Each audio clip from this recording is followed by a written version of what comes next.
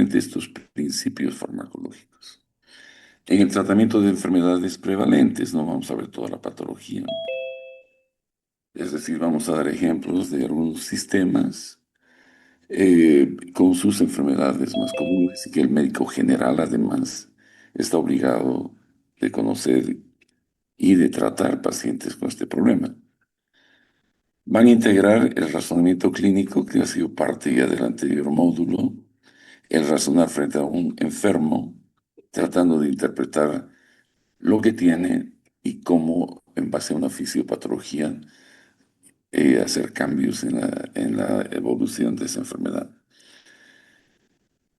Han ido a manejar las guías terapéuticas, que en realidad son la operativización de la evidencia, en algunas jerarquizaciones que hacemos y hablamos de medicamentos de primera línea, segunda, etcétera, ¿no?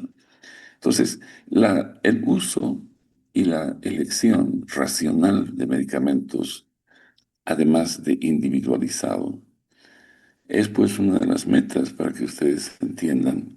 Y ahora que vamos a entrar a esto que es el mundo de los fármacos organotrópicos.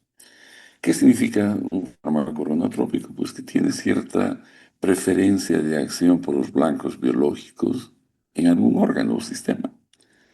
No es que va a actuar en todos. Hay fármacos que solo actúan en el sistema nervioso central, hay fármacos que solo actúan en el sistema cardiovascular, otros en el tema pulmonar, renal, etc. Entonces, a eso llamamos medicamentos organotrópicos. El enfoque del módulo va a estar orientado al mismo que han visto el guión del clínico de la enfermedad, entender al menos los cuatro aspectos fundamentales de una enfermedad, cómo son, quiénes enferman, cómo evolucionan, cuáles son las manifestaciones claves y cuál es la fisiopatología. Y esto los va a ir formando a reconocer patrones en el futuro. Van a buscar, interpretar y aplicar guías terapéuticas. Todas las decisiones deben ser basadas en evidencias. Tenemos que aprender a buscar información y saberla traslocar, transponerlas a nuestro medio, a nuestra realidad. Van a seleccionar fármacos personales según la patología y para cada paciente, de acuerdo al perfil del paciente, la gravedad de su cuadro, las comorbilidades y qué dicen las evidencias, pues. Y ojalá podamos en la práctica también ver algo de lo que es la evaluación de la eficacia y seguridad en el uso de nuestros fármacos personales. Los ejes temáticos de este módulo son el estudio de las patologías por sistemas, los grupos farmacológicos de primera línea y las otras alternativas. Van a ver ustedes que hay cosas que un médico general debe saber utilizar y hay otras que solo debes conocer que existen. Entonces, generalmente la primera línea son fármacos que tienen una relación de eficacia y seguridad muy aceptable, cosa que un médico que no es especialista en el área pueda utilizar.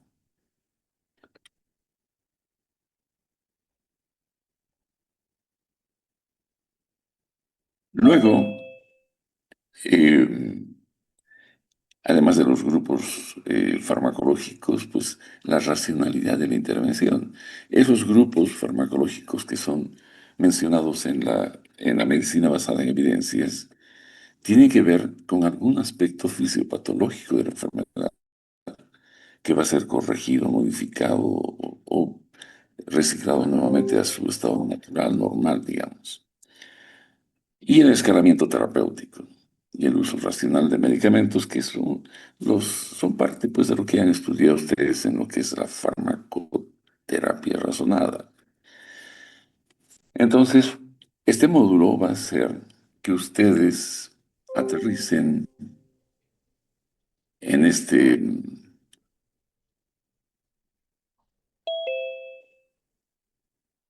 ¿hay algún problema con la Me está mandando un mensaje el Zoom indicándome que no están viendo ustedes,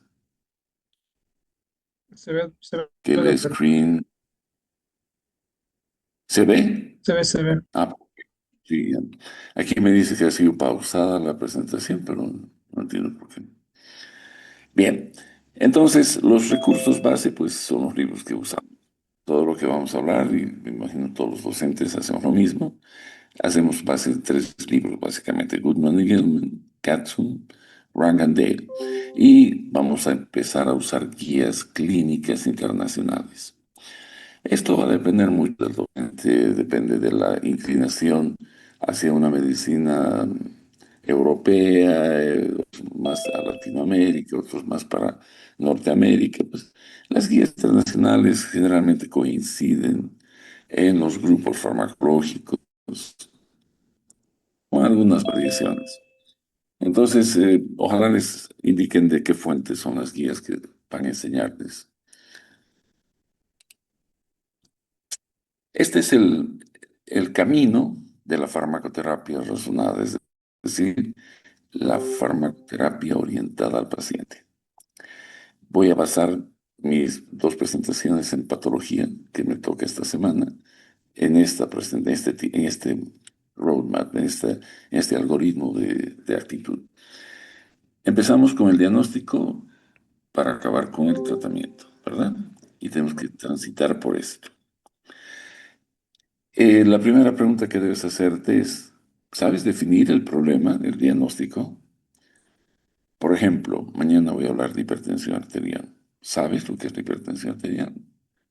Si no sabes, tienes que ver el guión de la enfermedad, yo te lo voy a enseñar. Y una vez que sabes esto, sí, tienes que enterarte cuáles son los objetivos terapéuticos que la medicina alopática ha definido para esa enfermedad. ¿Y qué alternativas terapéuticas, tanto no farmacológicas como farmacológicas, existen? ¿Y por qué y cómo es que coadyuvan las no farmacológicas a las farmacológicas? Luego, dentro de lo farmacológico, te preguntarás si existe alguna guía terapéutica. Doctor, Si hay perdón que le algún, moleste. La pantalla nos sale como pausado. eso No Sí, es, se dejó estamos de viendo. compartir. eso es lo que estoy viendo, que aquí me lanza un mensaje, ¿no? Pero no sé cómo hacer, a ratos desaparece, a veces. ¿Es alguien que está queriendo compartir? A ver, esperen, voy a stop share. Ya. Voy a parar y voy a empezar de nuevo. Me parece que hay alguien que está interfiriendo ahí. Y voy a ver si tengo habilitado mi...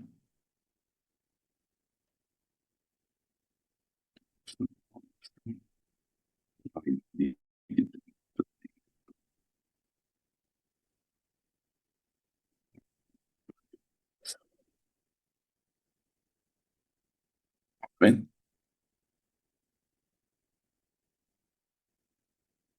Sí, doctor, se ve. Ya, perfecto. Ahora vamos a ver. Your screen share. Ya. Bueno, entonces, les decía que en este algoritmo, que es el que sintetiza todo lo que es la farmacoterapia orientada al paciente, nos vamos a manejar aprendiendo cada uno de los pasos hasta que hagamos la prescripción. Esto implica la generación de planes terapéuticos. Y esos planes terapéuticos son la competencia que la materia aporta a la formación de médicos generales en la Facultad de Medicina de la UMS, ¿no? Entonces, en base a esto es que voy a hablar hoy no, hoy no, desde mañana, pero quiero que sepan que esta es la base que voy a utilizar y que todos los docentes también utilizan. Yo me imagino en la práctica. Este es el circuito terapéutico. Cuando nosotros vemos un paciente con patología prevalente en nuestra región, lo primero que tienes que hacer es saber cuál es la guía clínica, qué es lo que esta enfermedad tiene eh, propio en relación a los 4 criterios que les he hablado. ¿Quiénes se enferman? ¿Cómo evoluciona en el tiempo? ¿Qué hallazgos clínicos característicos de la enfermedad? ¿Y cuál es su fisiopatología? Una vez que sabes esto, puedes ir a analizar mejor la fisiopatología para entenderla y de allá ir a los objetivos terapéuticos. Una vez que sabes los objetivos terapéuticos, vas a ir a ver las guías. ¿Qué te recomiendan usar y cómo y cuándo en relación a todos esos grupos que se pueden usar? Entonces tú vas a estudiar cada grupo, vas a ver los fármacos individuales, vas a elegir tu fármaco personal y vas a prescribir para modificar esta enfermedad. Esto es lo que deberíamos hacer en la práctica. Voy a tratar, al menos yo, de indicarles cada etapa de estas en la clase teórica. Hoy voy a empezar con el sistema cardiovascular. Acá hay varios temas que se van a dar. Yo solo estoy responsabilizado de hablar de diuréticos, de fármacos antihipertensivos y fármacos antianginosos y las medidas iniciales frente a un infarto agudo de miocardio. El resto de temas los va a dar otro docente y voy a empezar a hablar entonces hoy día de un grupo farmacológico que no es muy selectivo, es selectivo en relación a los riñones, pero para tratar patologías diversas también, no solo del sistema cardiovascular.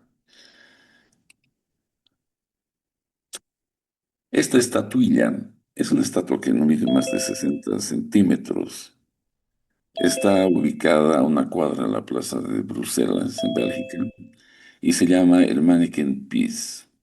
Es un niño que está haciendo pis permanentemente y esto lo han usado en el siglo XVI para distribuir agua cuando había una crisis de agua en esa zona de Bélgica. Y ha quedado como un icono de la ciudad y pues y es a este pipí que nos referimos cuando hablamos de diuréticos. Los diuréticos son fármacos que aumentan la producción y la excreción renal de agua y electrolitos, por la orina.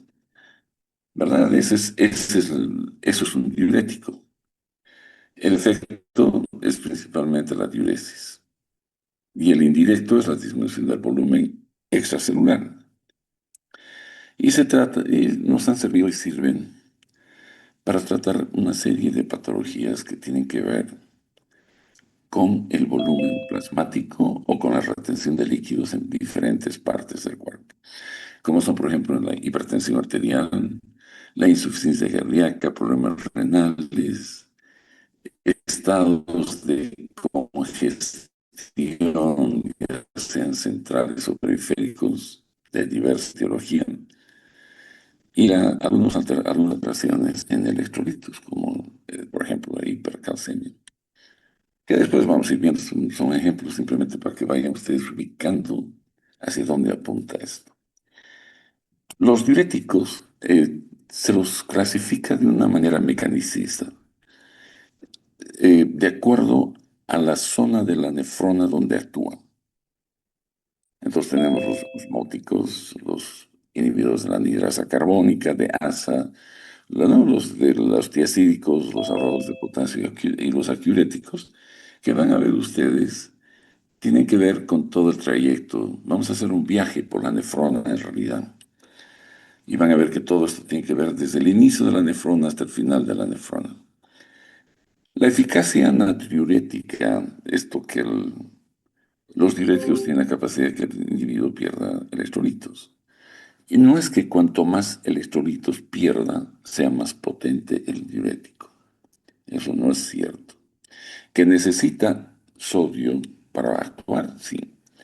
Pero eso no es que cuanto más sodio bote el paciente sea más potente el diurético, ¿ya? Todos actúan en la membrana luminal, en el lumen del sistema urinario, excepto los que bloquean la aldosterona, la espironolactona, la epleronona, fármacos, en un receptor intracelular. Este va a ser el esquemita entonces de la nefrona, desde el glomérulo hasta los túbulos correctores. Y vamos a ver qué sustancias son las que se reabsorben, qué sustancias se eliminan y los diferentes grupos farmacológicos actúan en diferentes partes de esta nefrona y tienen usos también muy especiales. Entonces vamos a empezar con el primer grupo, con el grupo que actúa en el glomérulo filtrando una orina hiperosmolar a través de estos fármacos que llamamos diuréticos osmóticos. Los diuréticos osmóticos son dos, básicamente, pero el que usamos en la clínica es el manitol. La urea no se la usa. Esto que le da una osmolaridad al filtrado que impide la reabsorción del agua, porque jala el agua más bien hacia el lumen. Tiene varios usos este tipo de fármacos, el edema cerebral, la hipertensión intracraneana, el glaucoma. Vamos a ir analizando poco a poco esto. Los efectos adversos de una diuresis así abundante por osmosis, pues va a jalar sodio, va a haber una hiponatremia, puede haber un edema pulmonar, esto debido a que como entra al plasma, jala líquido al plasma, hay un incremento del volumen plasmático que puede llevar a una extravasación a nivel de los capilares pulmonares y un edema pulmonar a consecuencia de esto. ¿No? Y la náusea y el vómito que puede ser por un aumento de presión también a nivel vulvar. La propiedad de un diurético osmótico ideal es que ejerza efecto osmótico. El fármaco debe ser inerte, no tiene que actuar farmacológicamente en ningún lado más que jalar agua. Debe ser filtrado libremente en el glomérulo y no debe ser reabsorbido. Y esto es lo que hace el manitol. El manitol puede ser utilizado para mantener también la filtración glomerular cuando el paciente tiene falla renal inminente. Esto van a ver en los hospitales, en las terapias intensivas, cuando el paciente comienza a tener poco gasto urinario y hay un estado de falla renal, entonces se puede forzar la diuresis y mantener un flujo glomerular, un filtrado glomerular con el manitol. Si bien estas sustancias son inertes, son partículas que no son electrolíticas, pero son osmóticamente activas. Esto que está implicando no tiene efecto farmacológico, pero osmóticamente pues su efecto es aumentar el volumen, tanto vascular inicialmente como después el de la orina.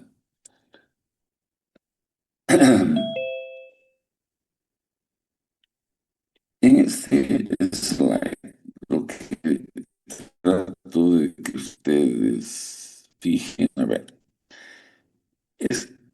va a haber menos reabsorción pasiva de agua a nivel de la nefrona, menos reabsorción y normalmente este fármaco se administra por vía intravenosa. Se lo usa para varias condiciones. El edema cerebral es uno de ellos. Van a ver que todo paciente con TEC, en los que hay en la tomografía o en la resonancia, se observa edema cerebral.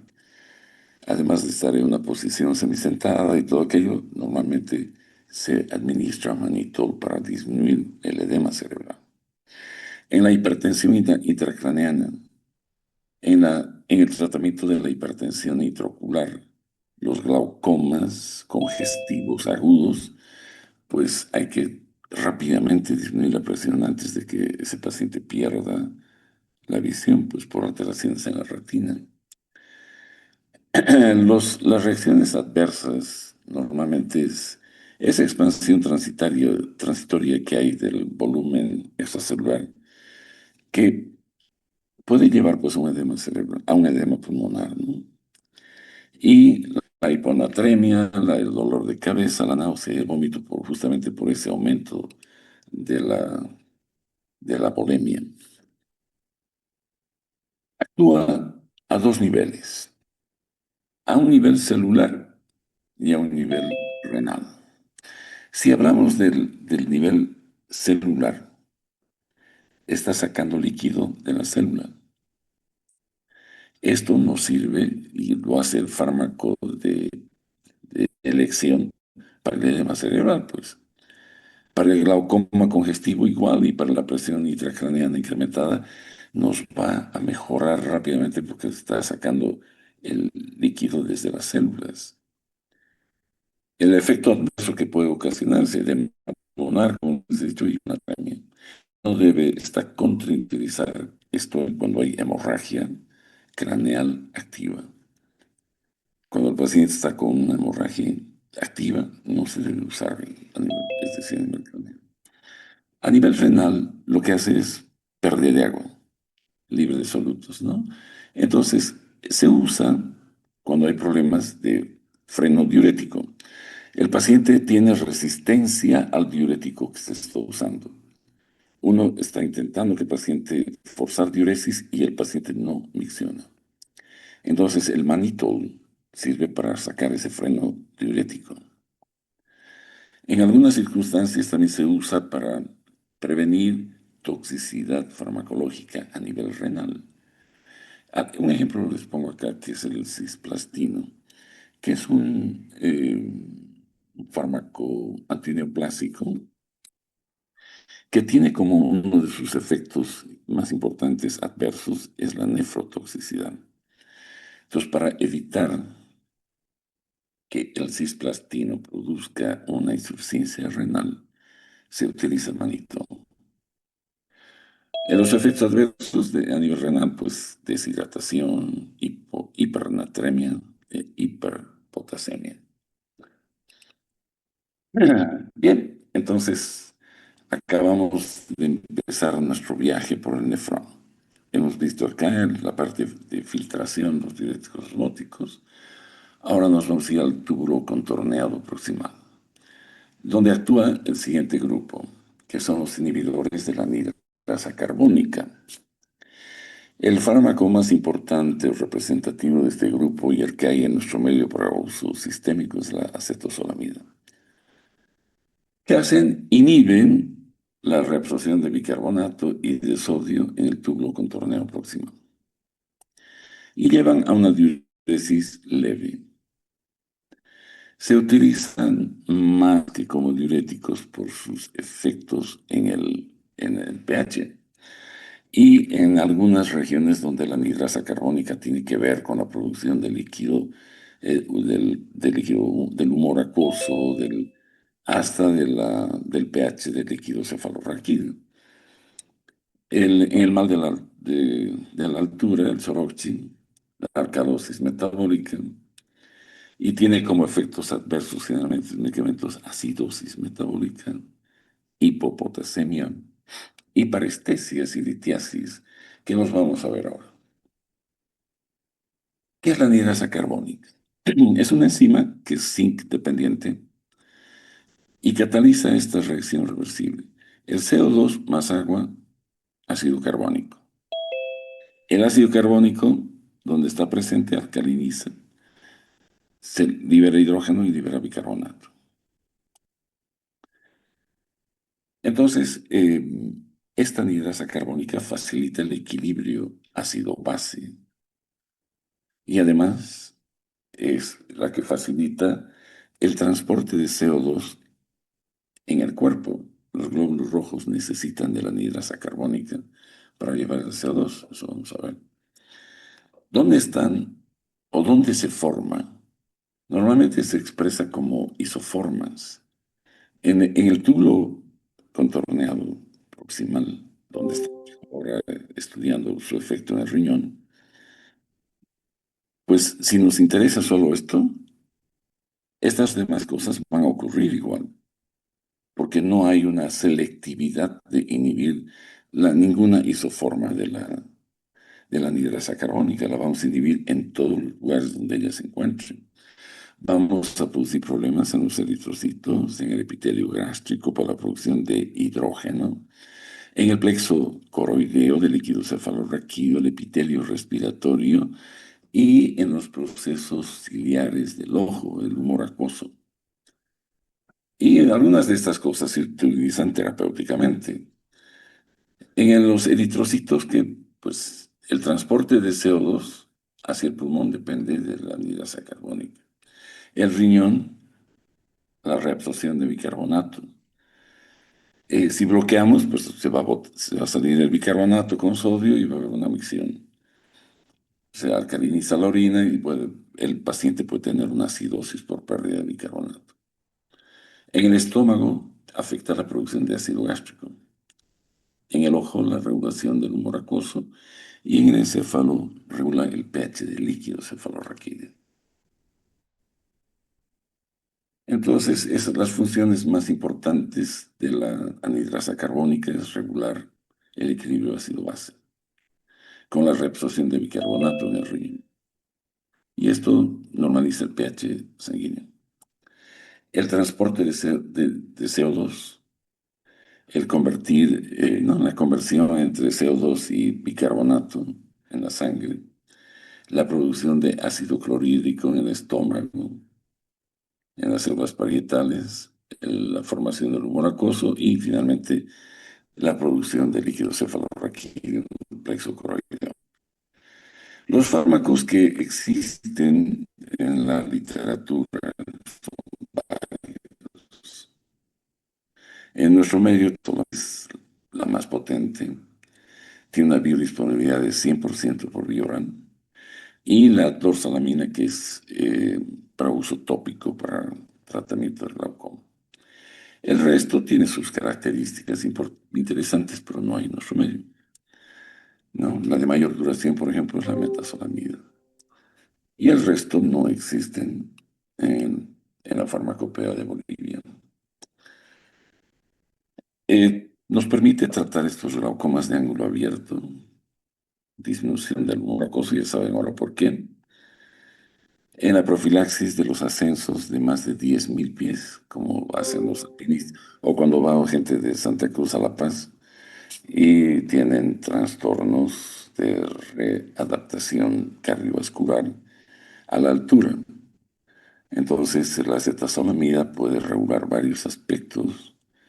En la Sorochipil que venden en La Paz, o en Potosí, o en Oruro, pues la acetazolamida, un inhibidor de la anhidrasa carbónica, está presente. En el tratamiento de la hipertensión endocraniana también. Sus reacciones adversas puede ser la acidosis metabólica porque está perdiendo bicarbonato el paciente, la hipopotasemia, los cálculos renales, el mareo y las parestesias. Y si ven los efectos de estos fármacos, lo que más hacen es pues, eliminar bicarbonato.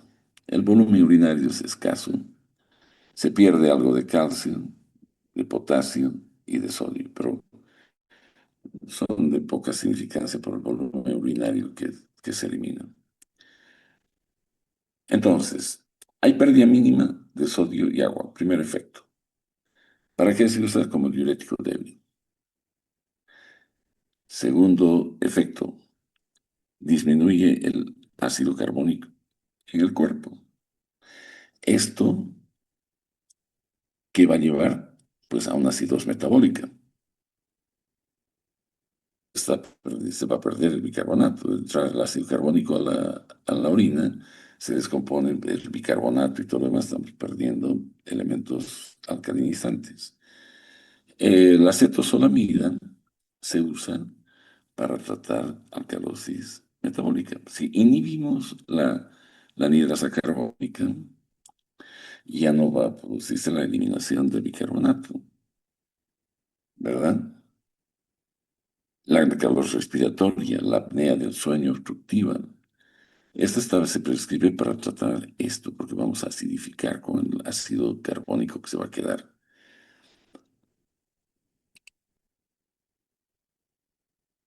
Luego, Tenemos acá en la orina va a perderse el ácido carbónico, la orina va a estar alcalina. Eh, Esto va a precipitar el calcio. Al precipitarse el calcio, va a haber nefrolitesis. Entonces, lo que hacemos es usar para prevenir la formación de cálculos de cistina en la cistinuria. Aumenta el CO2 en las neuronas del sistema nervioso central. Esto es interesante. Hay una mayor liberación de neurotransmisores inhibitorios como tipo GABA. El efecto adverso del aumento del CO2 es somnolencia y parestesia. Pero el uso que se le da a la acetosolamida a través de este efecto es tratar la epilepsia que se llama catamenial, que es la que es precipitada por los periodos menstruales. Hay mujeres que presentan equivalentes o mismos cuadros epilépticos asociados a la menstruación. El problema de la acetosolamida cuando se usa es que hay tolerancia, se desarrolla tolerancia. Entonces no se usa permanentemente, se usa una semana antes del periodo menstrual y con esto se evita que en la fase menstrual no exista el problema de la epilepsia.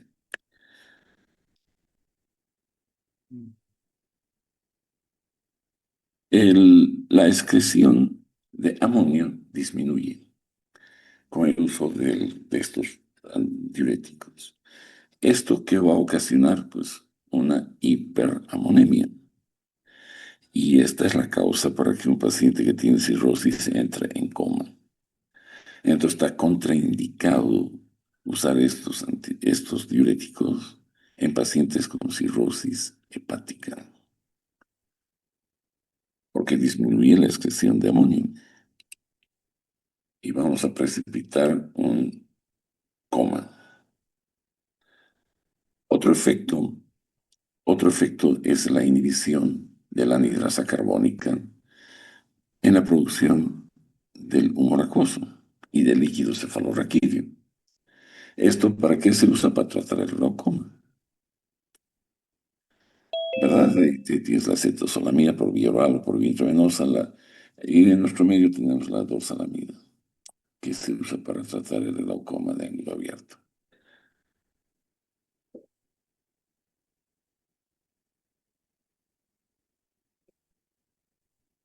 Otro efecto es la disminución de la producción de líquido cefalorraquídeo.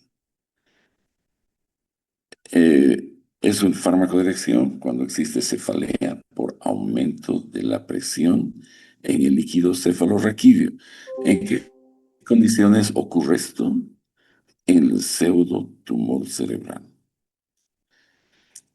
Entonces, vamos a usar estos fármacos para reducir la producción de líquido cefalorraquídeo. Ahí está presente también la anhidrasa carbónica. Hay un aumento de la pérdida de potasio. Entonces esto va a llevarnos a una hipopotasemia, pero nos es útil para tratar condiciones raras, pero que están descritas en la medicina como la parálisis periódica familiar hipopotasémica.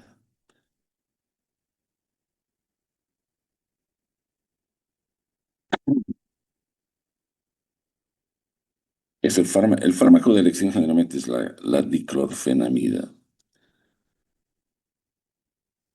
Finalmente tenemos que eh, muchos de estos son derivados sulfonamídicos y todos los derivados sulfonamídicos están asociados a alteraciones de alergia. Y hay generalmente erupción cutánea y puede llegar incluso a la supresión de la médula ósea, una aplasia medular. Reversible, sí, pero esto obliga a un monitoreo del hemograma periódicamente. Bien, entonces los inhibidores de la anhidrasa carbónica deben usarse siempre en presencia de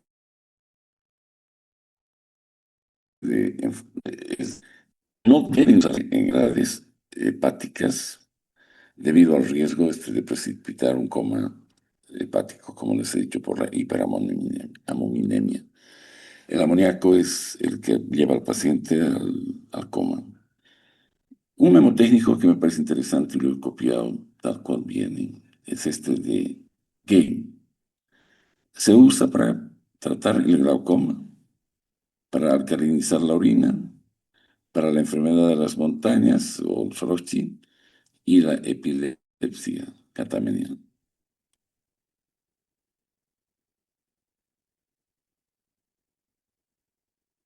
Este es el. En resumen, los fármacos que actúan en el túbulo contorneado proximal son los diuréticos inhibidores de la anhidrasa carbónica. Inhiben la anhidrasa carbónica y disminuyen la reabsorción de bicarbonato y sodio. Potencia bajísima como diuréticos. Indicaciones, más que todo porque la anhidrasa carbónica se ubica en otros lugares, el glaucoma, el mal de altura y la alcalosis metabólica. Los efectos adversos, pues, acidosis metabólica, hipopotasemia y cálculos renales. Bueno, ahora seguimos. Nuestro viaje ahora nos lleva hacia la parte del asa de Henle. Y vamos a ver los diuréticos de asa, los que trabajan especialmente en la porción gruesa ascendente del asa de Henle. Ahí está la famosa furosemide. En nuestro medio es la que más se usa, la que existe, ¿no? ¿Y qué hacen estos? Pues bloquean un cotransportador de sodio y potasio y 2-cloro.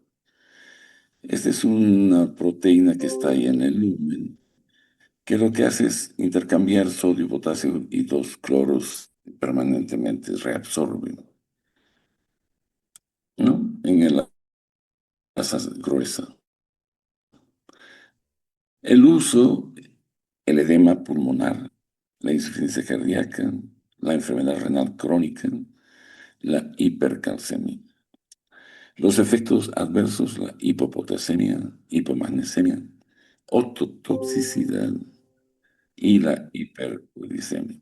Esto de la ototoxicidad siempre hay que recordar. Pues hay uno especial, el ácido tacrínico, que es a nuestro medio no ha llegado. Los efectos vamos a analizar y sus usos, ¿ya? Entonces tiene la máxima pérdida de sodio, cloro y agua de todos los diuréticos que tenemos en disposición. Son diuréticos de techo alto, así los llamamos porque aumenta la dosis y aumenta la diuresis. Puedes hacer que pierdan hasta el 25% de la filtración glomerular. Eso es un efecto sumamente alto. Los otros diuréticos, todos por lo general son de techo bajo. Significa que llegas a una dosis y ya no vas a producir más diuresis de la que has logrado. Eh, Vean ustedes la pérdida de volumen urinario, de calcio, de sodio, de potasio. Son pérdidas grandes de todos los elementos esos. Los usos generalmente se usan en el edema pulmonar. Es el fármaco de elección cuando llega un paciente con edema agudo de pulmón, el edema cerebral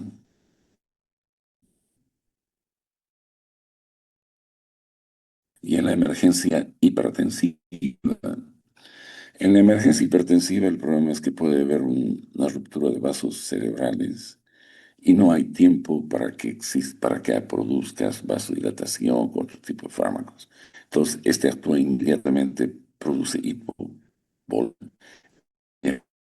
caída de la presión arterial. Obviamente que eso no vas a poder sostener por mucho tiempo porque inmediatamente entra en juego una serie de mecanismos homeostáticos que volverían a poner otra vez el volumen a su normalidad. Pero esto es una medida inicial hasta que los fármacos antihipertensivos funcionen y es el mejor tratamiento en la emergencia. Ujú. ¿Qué hacen? Pues ellos además aumentan la síntesis de prostaglandinas. ¿Esto qué significa? Que van a producir vasodilatación. Y esta vasodilatación es el efecto también, además de la pérdida del volumen, el primer efecto que mejora el edema pulmonar. Este efecto diurético puede ser disminuido por los AINES. Los AINES, se han visto conmigo, los mediadores locales prostaglandínicos, pues se pueden inhibir con los AINES. Produce un débil efecto inhibitorio de la anidrasa carbónica, excepto la bumetanida, ¿no? La bumetanida es el único de este grupo que no tiene además este efecto de inhibición de la anhidrasa carbónica. ¿Qué hace? Pues va a contribuir al efecto que tienen en el asa de Henle. Al inhibir, van a inhibir la reabsorción de bicarbonato y de sodio y van a mejorar un poco los niveles. La reabsorción compensatoria de ácido úrico. Hay una reabsorción compensatoria, pues un problema, en los que tienen gota. Entonces va a haber una hiperuricemia que puede sintomatizar hasta que el paciente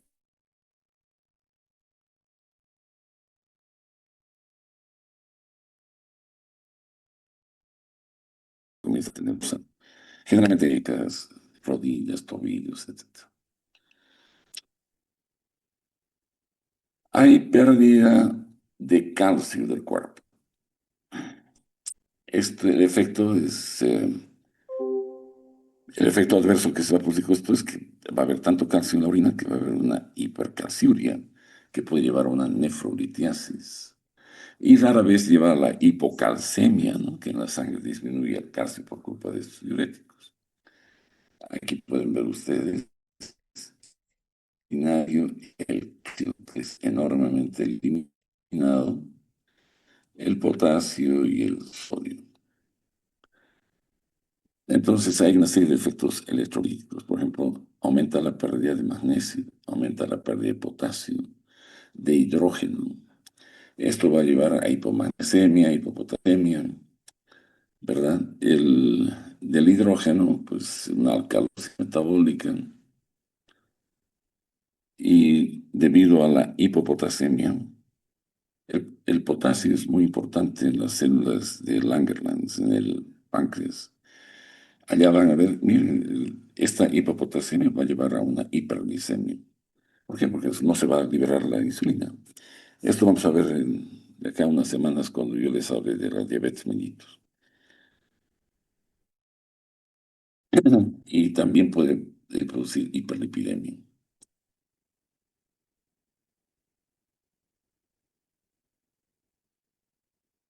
¿Para qué se usa la furosemida? Para tratar el edema agudo de pulmón, insuficiencia cardíaca. En el síndrome nefrótico, este es un edema debido a una alteración renal en la que se pierden proteínas. Y como no hay proteínas, entonces pierde la propiedad oncótica y comienza a salir el líquido de los vasos sanguíneos al líquido intersticial. Y sirve para quitar esos edemas refractarios a otros, ¿no? Es decir, resistente a otros fármacos, en combinación con tiazidas o ahorradores de potasio. El tratamiento de la hipercalcemia y en el deporte. Hay algunos deportes o espectáculos en el que es importante el control de peso. Y este es un uso autorizado, no sé. He buscado si es que realmente se permite y no sé si será.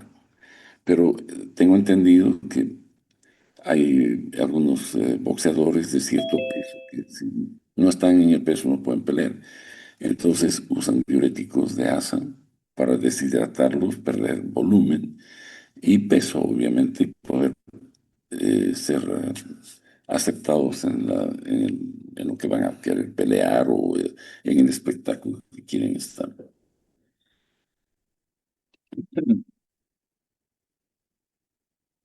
Entonces, la furosemida tiene una acción vasodilatadora que es la responsable para el alivio rápido de la falla ventricular izquierda y el edema pulmonar. Es una claudicación brusca del ventrículo izquierdo que aumenta la presión hacia arriba. Hay una congestión central y el edema pulmonar. Entonces, para un alivio rápido, esto de la furosemida es un buen fármaco. La bumetanida es un diurético de asa que es el más potente. Y la torsemida es la de mayor vida media, ¿no? Y nosotros lo usamos. Y este es el ácido clínico que les dice que es ototóxico. Estos son los que salen del común del grupo, porque no todos hacen lo mismo, ¿no? No todos. Y finalmente, en este grupo, lo que me interesa es que quede claro que hay efectos secundarios y hay interacciones medicamentosas que hay que considerar. Afecta generalmente, miren, las, hay una hipersensibilidad a las sulfonamidas, ¿no? Como la furosemida, que puede producir hipersensibilidad, hipopotasemia y alcalosis, hipocalcemia, hipomagnesemia, hiperuricemia compensadora, ototoxicidad. Y dentro de las interacciones con los aminoglucósidos, mayor toxicidad. Con el litio, administración, es decir, hay una administración de bucles crónicos que disminuye el aclaramiento renal. Y con la digoxina hay una mayor toxicidad porque altera las concentraciones electrolíticas, especialmente el potasio. Cardíaca. La digoxina es muy dependiente de la concentración de potasio, ya sea hiperpotasemia o hipopotasemia, pues vas a tener efectos adversos con una digital.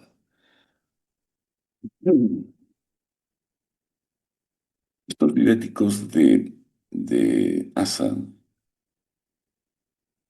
son los más potentes, ¿no?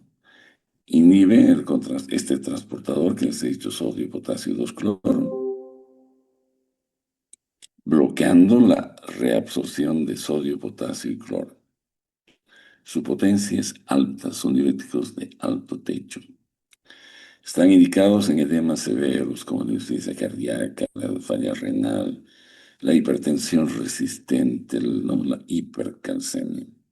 Y sus efectos adversos son alteraciones electrolíticas, del pH y la ototoxicidad.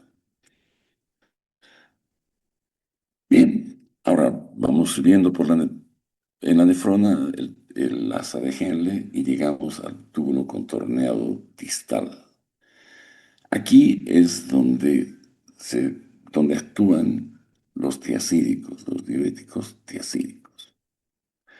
Estos inhiben la sodio-cloro, es un cotransportador cloro-sodio que intercambia sodio con cloro en el túbulo distal y produce una diuresis moderada. El uso, hipertensión arterial, insuficiencia cardíaca leve, litiasis por hipercalciuria, diabetes insípida.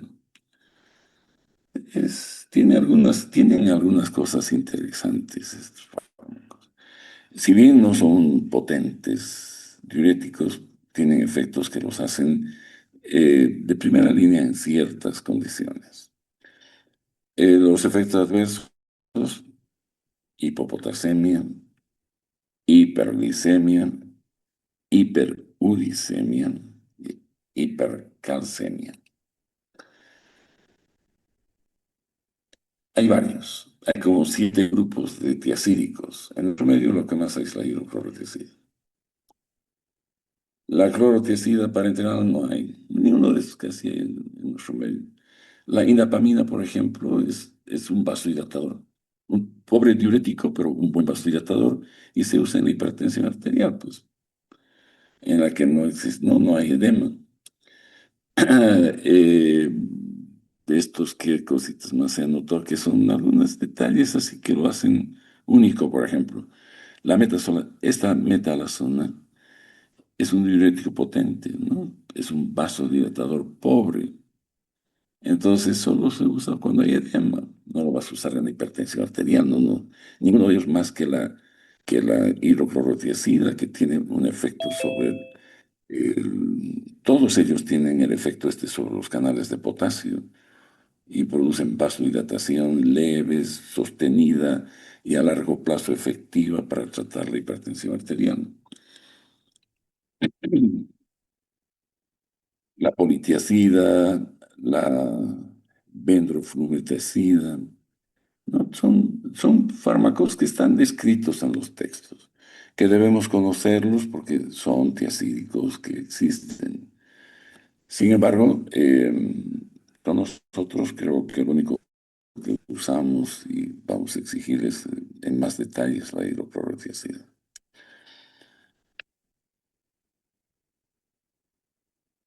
Bien, veamos los efectos, usos y efectos adversos que esos efectos producen en los diacídicos. Primero, ellos van a ocasionar una pérdida de sodio, cloro y agua entre el 5 y 10%. Esto nos permite usarlos como unos diuréticos modernos, digamos, para tratar edemas en cirrosis hepática, en síndrome nefrótico, en insuficiencia cardíaca congestiva, generalmente leve a moderada, en el tratamiento de la diabetes insípida inducida por litio.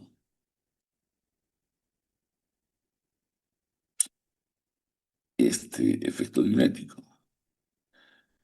El aumento de las síntesis de prostaglandinas, que disminuye su efectividad por los AINES, pues produce vasodilatación de manera indirecta y el efecto diurético. La apertura de canales de potasio, lo que les decía en los vasos sanguíneos, es lo que los pone en el grupo de primera línea en el tratamiento de la hipertensión arterial, que voy a hablar mañana. Esta ya es una vasodilatación directa, no es indirecta. Y es sostenida y mientras se use no necesitamos aumentar la dosis mínima efectiva de la hidroclorotiazida es suficiente para controlar la hipertensión arterial en muchos pacientes o combinado con otros fármacos. Son débiles inhibidores de la anhidrasa carbónica, lo que mejora un poco el efecto diurético, ¿no? En este caso, en excepción de la indapamida. El efecto en los iones calcio, potasio e hidrógeno. Aumenta la absorción de calcio, hipercalcemia. El efecto adverso. Este fármaco ideal para tratar pacientes que tienen hipertensión arterial asociado con osteoporosis. Esa osteoporosis obliga al paciente a un suplemento de calcio. Y si estos fármacos mejoran su absorción, pues van a mejorar la calcemia y quizás la condición de densidad ósea en el paciente. También se puede utilizar este efecto para tratar la hipercalciuria idiopática.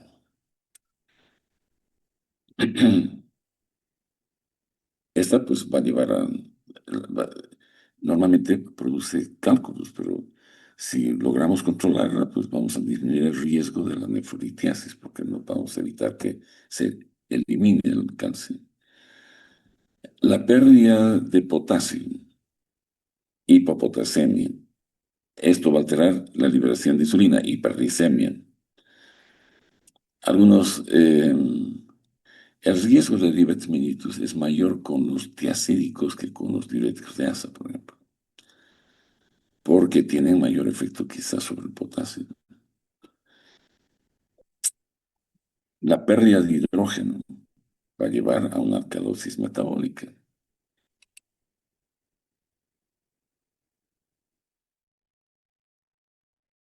Entonces, los triacídicos en la hipertensión arterial, en la enfermedad cardíaca congestiva y en el síndrome nefrótico con edema. El calcio es la única sustancia que ellos retienen y que sirve para tratar pacientes que tienen quizás hipertensión con osteoporosis para la retención de calcio. Luego el volumen urinario no es muy grande, el potasio se pierde, el sodio se pierde como lo hacen los demás. Entonces, en el tubo contorneado distal están los diuréticos tiacídicos, que lo que hacen es inhibir el cotransportador sodio-cloro, disminuyendo la absorción de sodio-cloro. Son moderados como diuréticos, son diuréticos de bajo techo, están indicados en situaciones de hipertensión arterial por su efecto vasodilatador, nefrolitiasis por hipercalciuria, porque va a disminuir la eliminación de calcio, y en la diabetes insípida nefrogénica. Y sus efectos adversos, hipopotasemia, hiponatremia, hiperglicemia, hiperuricemia, hipercalcemia y disfunción eréctil. Otro grupo, si vamos avanzando, ¿no? Miren, ya hemos visto varios grupos.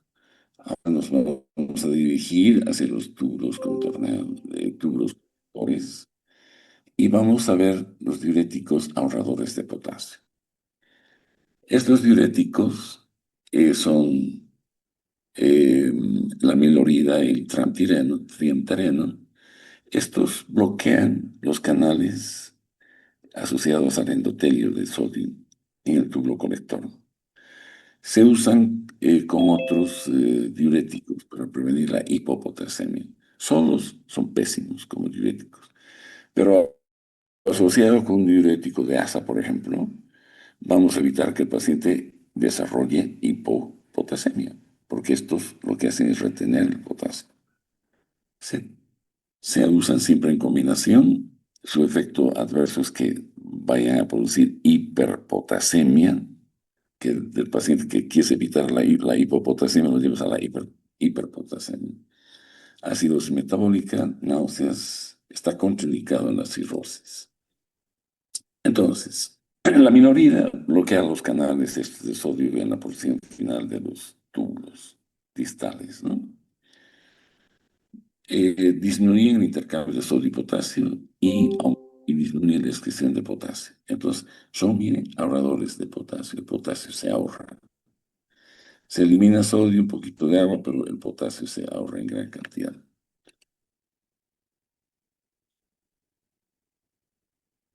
Se usan en la hipertensión arterial asociado combinado con otros fármacos diuréticos para prevenir la pérdida de potasio. Su efecto adverso de estos fármacos es la hipercalemia, aumenta el potasio, la acidosis metabólica, prurito, malestar gastrointestinal. La milorida es el fármaco de elección en la diabetes insípida inducida por litio. Esto se van a acordar, chicos.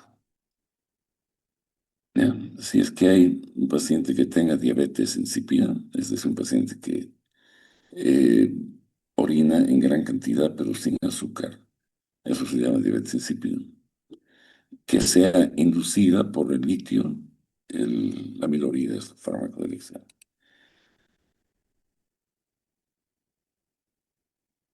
Los diuréticos antagonistas de la hormona antidiurética. Estos son los antagonistas de la aldosterona. Están la espironolactona y la eplerenona, que bloquean el receptor de la aldosterona en el túbulo conector. Los usos, insuficiencia cardíaca, hipertensión arterial resistente, el hiperaldosteronismo, el síndrome de ovarios poliquísticos, y sus efectos adversos no necesariamente tienen que ver con el bloqueo de la aldosterona, sino que también tienen efectos antiandrogénicos. Pueden inhibir la acción de la testosterona y de los estrógenos y producir ginecomastia y algunas alteraciones que vamos a ver luego, hipercalcemia, irregularidades menstruales. Estos antagonistas de la aldosterona actúan en un sitio intersticial de la célula tubular. Todos hemos dicho que actúan en el lumen, pero ellos no, estos actúan afuera, inhibiendo la acción de la aldosterona en su receptor. Unos son agonistas, otros antagonistas, vamos a ver luego. Los fármacos, estos antagonistas de la aldosterona, lo que hacen es bloquear el receptor de los mineralocorticoides. La espironolactona es la más usada.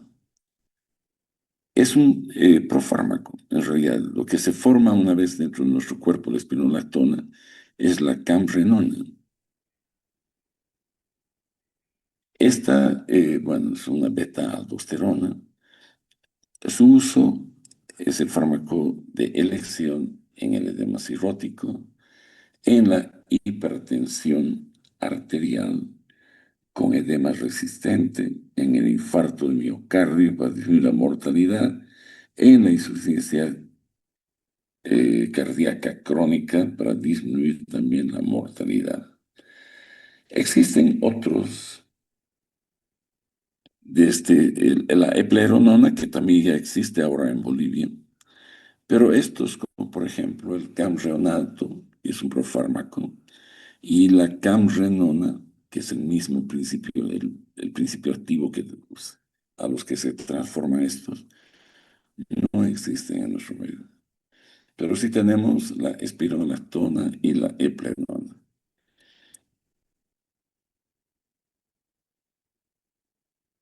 Entonces, estos que hacen bloquean los receptores de la aldosterona en el túbulo colector y disminuyen la reabsorción de sodio y la excreción de potasio.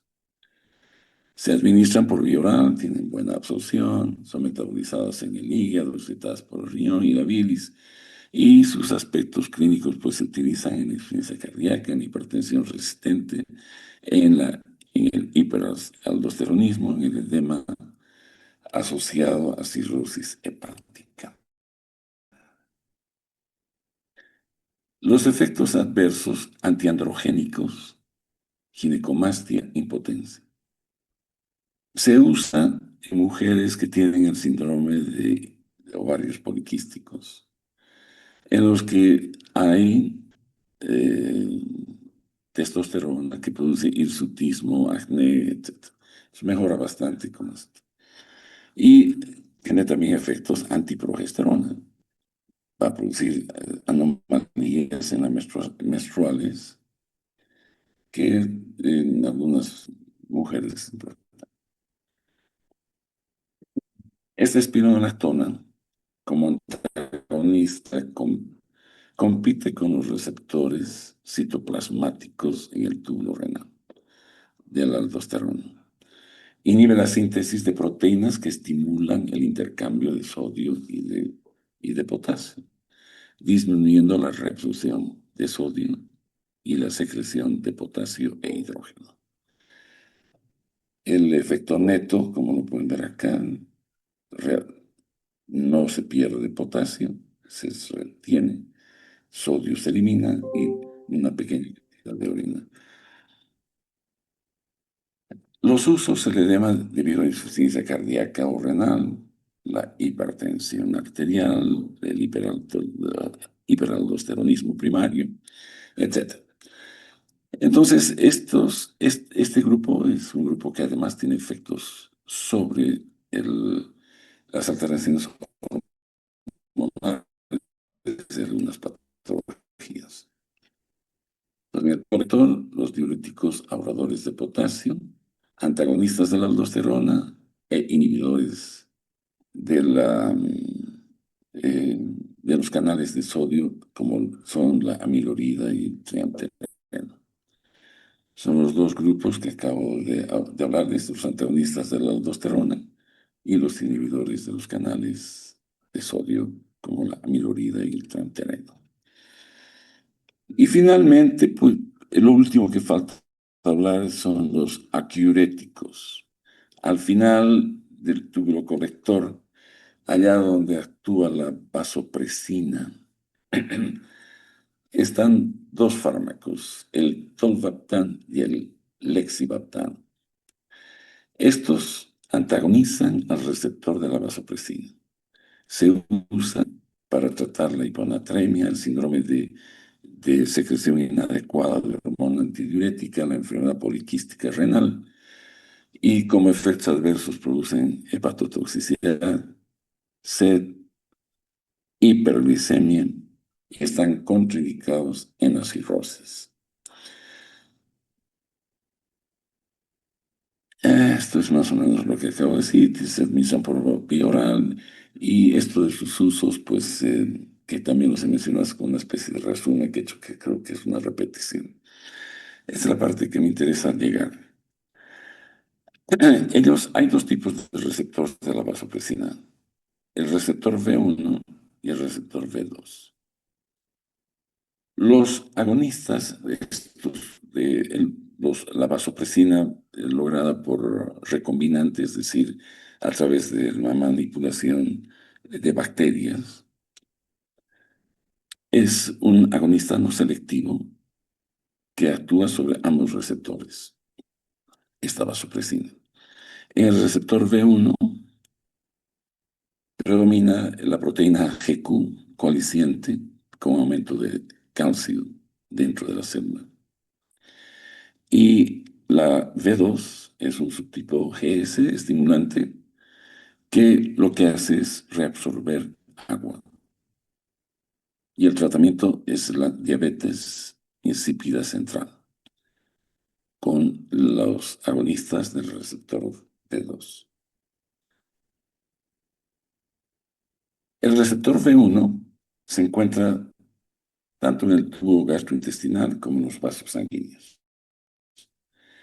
En el tubo gastrointestinal, esto quizás vean con el doctor Peralta, creo que va a hablar del tubo digestivo, lo que hace es aumentar la contracción. Se lo puede utilizar para tratar hilo paralítico o distensión abdominal. Los efectos adversos que producen náusea, vómito, espasmos, porque producen aumento de la contracción. Y a nivel de los vasos sanguíneos, produce vasoconstricción.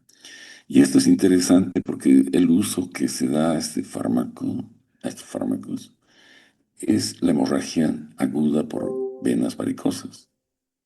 El paciente cirrótico, el que tiene varices esofágicas y sangra, puede recibir estos medicamentos porque lo que va a ocasionar es una vasoconstricción en esto, para tratar justamente esta hemorragia. En las úlceras gástricas sangrantes también se usan, y en la cistitis hemorrágica por el uso de ciclofosfamida y fosfamida, ¿no? Son complicaciones de la quimioterapia. La terleprecina y la desmopresina. Estos fármacos, la terleprecina es un agonista selectivo del receptor V1.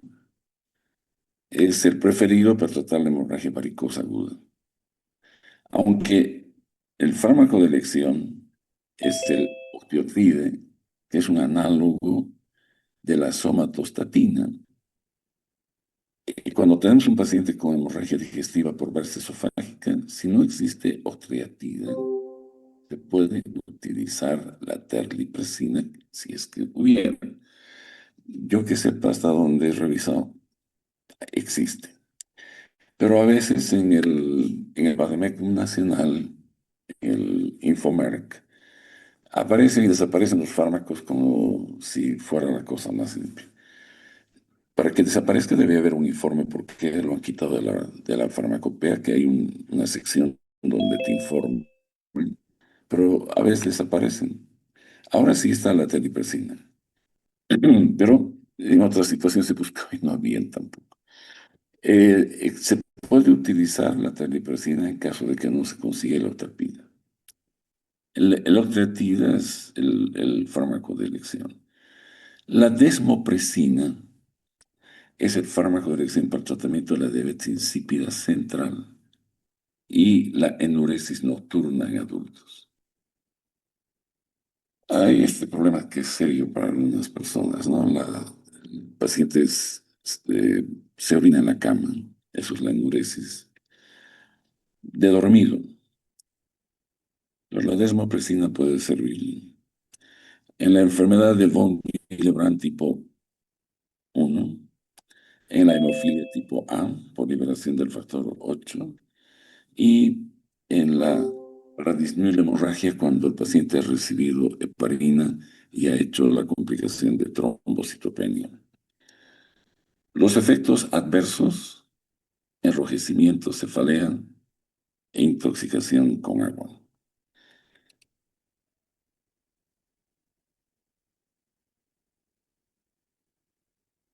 Estos aciuréticos, hay algunos que son antagonistas de la vasopresina. Hay antagonistas no selectivos que actúan tanto sobre B1 como B2 y hay otros que son selectivos solo para B2. Entonces, los antagonistas, como el conivaptan, que se usa por vía parenteral, sirve para tratar el síndrome de secreción inadecuada de hormona antidiurética. Esto se usa para casos de emergencia, en que el paciente se está deshidratando severamente, se puede utilizar el conivaptan. El selectivo para B2, como el mozartán o el tolvaptan oral, este tolvaptan oral es el más potente y es el fármaco de elección para este cuadro de síndrome de secreción inadecuada. El primero que se debe hacer es restringir el agua en el paciente para que ya no haya producción de orina tan abundante. Y luego usar el tolvaptan. ¿No? En la enfermedad poliquística renal lo que se obtiene con estos fármacos es una disminución del tamaño de los quistes. Bien, y en resumen comparativo, pues esto es para que lean, esto es una pequeña punteo de lo que es importante en cada uno de estos grupos que acabo de revisar con ustedes. Los efectos adversos, ya repetición igual, para que vean ustedes qué pasa con cada una de estas situaciones con los diuréticos.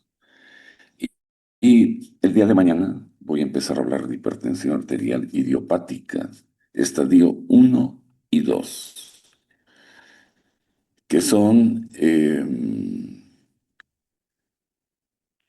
lo que no voy a hablar de todos los fármacos antihipertensivos y crisis hipertensivas y todo lo demás. Voy a hablar de hipertensión arterial idiopática, estadio 1 y 2. Bueno, creo que se exageró un poco. Estoy todavía, estaba en tiempo. Está bien. Es la hora y media académica que tenía que tomar. Hasta mañana, chicos, que estén bien. Hasta mañana, doctor. Mañana. Gracias, doctor. Hasta luego. Hasta luego.